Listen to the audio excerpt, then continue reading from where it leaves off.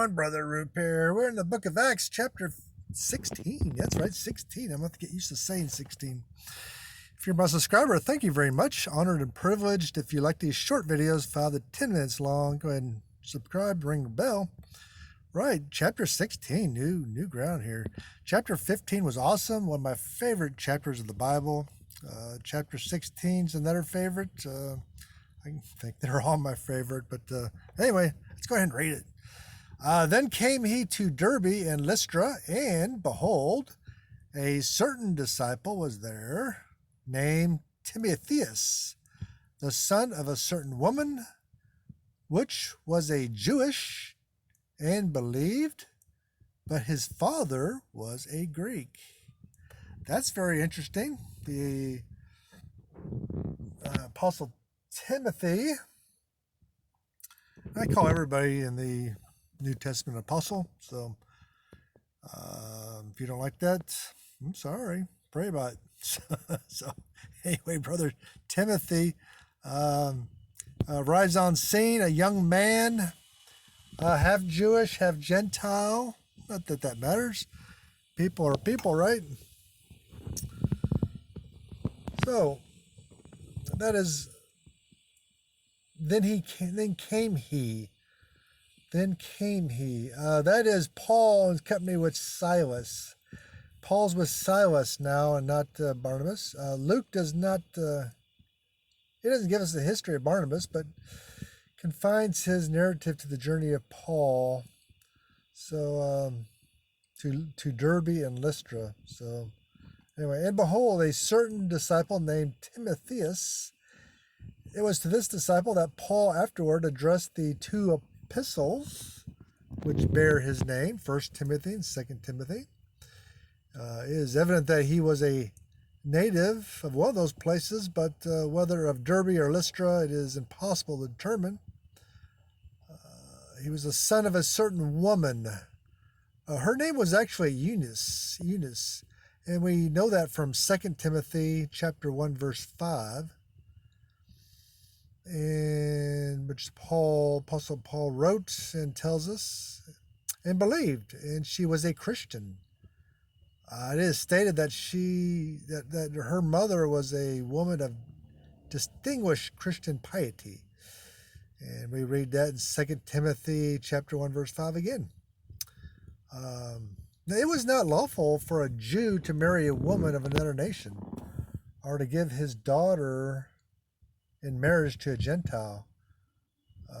We read that in Ezra chapter 9, verse 12.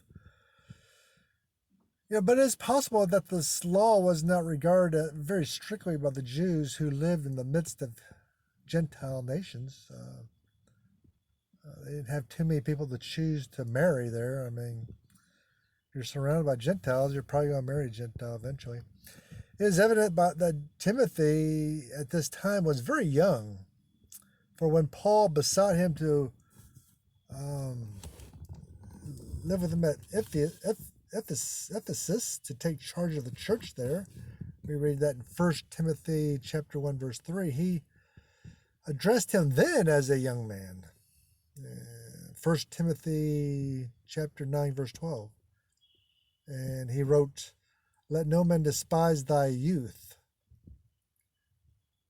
But his father was a Greek, it says, Luke writes. Evidently a man who had not been circumcised. For had he been so, Timothy would have also been circumcised. How did Luke know that he wasn't circumcised? Well, I don't know. I'm not going to get into that. Probably just assumed he wasn't circumcised because his Greek culture. And he probably said Timothy probably mentioned that he was Greek, so so I don't think he went and checked, right? So here we go. Timothy on scene. Apostle Timothy coming on scene. A young man, very young man. Timothy had developed so rapidly in his Christian faith and life that he was fitted to become a minister right away. So just kind of shows that Timothy